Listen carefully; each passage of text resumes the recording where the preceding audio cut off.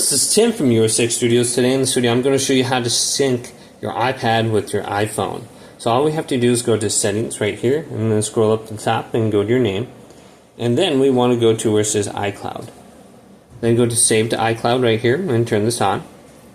And make sure you have everything turned on that you want on. So a lot of times I just disable photos and scroll on down and just check out everything. Now when you have it turned on, this will begin syncing it with your other devices. So make sure you go over to your iPhone and you turn this option on for saved under here too. And you can see the storage up here. If you do run out of your storage, you do have to go ahead and buy some more. So just go to save to iCloud, and anything you have checkmarked on here will begin saving. So like messages in iCloud, maybe I want to turn on this option right here.